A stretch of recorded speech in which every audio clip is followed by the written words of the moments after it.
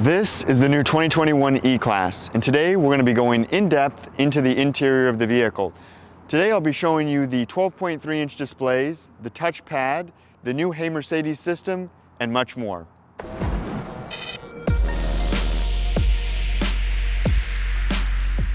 Hello, my name is Garrett and I'm the Automotive Guru. Welcome to another video. If this is your first time here and you want to learn more on how your Mercedes works, news on upcoming models, and all other Mercedes stuff, start now by subscribing and clicking the bell. Okay, so now we're in the inside of the 2021 E-Class, and you'll notice a lot of the changes did not happen to the door itself. All the controls on the door are going to be the same, even popping the trunk down here, the parking brake, the control for the automatic lights, all that is the same. What you will notice though is the steering wheel. The steering wheel is all new, so they call this the capacitive steering wheel. And on the left side here, you can see the new controls for the cruise control as well as the display right here. And on this control, you can see OK with an up, down, left, right arrow. This is a major improvement from the previous model, which just had the black little square. That made it a little confusing on customers to know what actually to do with that, whereas this kind of guides them. Now, we can also set the cruise control by pressing and now swiping up and swiping down to raise and lower the speed. On the right side here, we have the OK button, which is the control for the right screen here on the steering wheel. And then we also have the controls for the volume, so we can swipe up, swipe down, press into mute now. The instrument display itself here is now standard, meaning that it has the 12.3-inch display instead of the analog screen and it being an option. Moving on to the right, huge upgrade is the ability to touch the screen now. So kind of like your phone, you can just press home, you can go left, you can go right, and this is a major advantage because a lot of customers had an issue with actually utilizing the touch control on the right side of the steering wheel or the touch control / knob that was found on the center console of the vehicle. Now this is a touch pad, which is also more sleek, so you can see it's definitely more low profile than it used to be. Also near the touchpad, we have different controls. We have the parking button, which is this one right here. We have the automatic start-stop on and off. We have the parking sensors on and off button. The dynamic button, which basically when you toggle this forward and backwards, will control what driving mode you are in. One thing to note with the driving mode is when you say put it in sport and you turn off the car and turn it back on, it will always go back into comfort, and that is for any of the dynamic modes. On the right side of here, we have the volume wheel, up, down, and the power button on and off. On the touchpad itself, we have a back button, a home button, and then this tells you what radio station or media station you are on. So when we press it, you can see on the bottom of the screen it says no device connected because we are on media. It's definitely more responsive in my opinion. So when you go to the left and you go to the right, it's definitely faster than it used to be. Moving down here into where the cup holders are, we can see we now have Usbc Charging, which is a major upgrade for the new iPhones and other phones that now have Usbc Charging. You can also see there is wireless charging down there as well. Inside the center console here, we are greeted with Usbc Charging, and it is optional in the rear of the vehicle as well to get Usbc charging. Going back to this instrument display right here, we can also control and change what we view on here.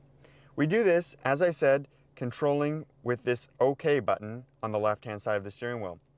So we will swipe to the right on this, and you can see the dot does indicate on the very right side that we are now on the very right, and we can swipe down and control what we see here. So consumption, you have an eco display, how well you're driving, a map, which is very useful, G-force meter, distance from the vehicle in front of you, and then it round robins back to where you were. If we swipe to the left, we are now in the center, and we can swipe down and also see different information over here on the left. As we progress to the left, we can also change the far left instrument display, and this gauge can change into a number of different things as well. Not only this, but if we press the home button, which is located on the left-hand side of the steering wheel right here, we then can swipe to the right and go to Designs and Display, and change the look as well. So this would be the sport look, a little bit more aggressive for sure. If we go back to the right, we can also change it to progressive. And then last but not least, we have understated, which looks like this. So you do have customizability. As before, you just had the analog screens that you couldn't really adjust at all. So it's very nice that they integrated that and made that standard. With the implementation of Hey Mercedes, now we can do multiple different functions inside the vehicle without actually having to touch any portion of the vehicle. So it'd be similar to using Siri on your iPhone.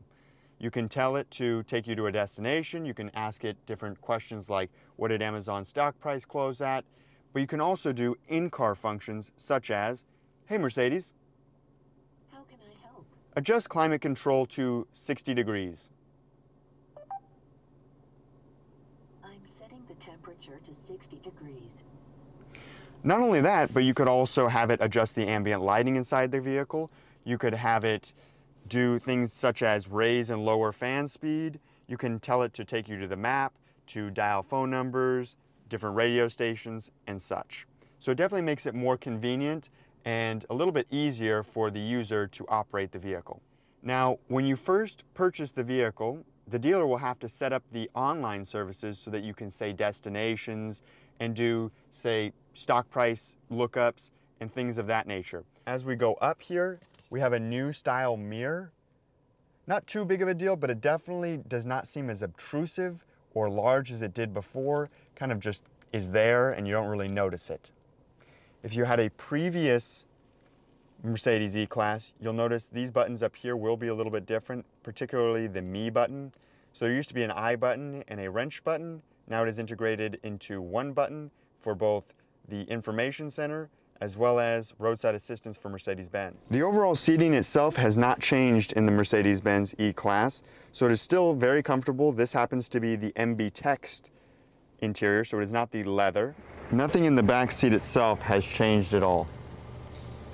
The overall look and design has remained the same. But they did a really good job of keeping the overall styling of what made the E-Class really nice, but they just upgraded it with the new steering wheel, the 12.3-inch displays, the touch control down here / touchpad, and being able to touch the screen itself.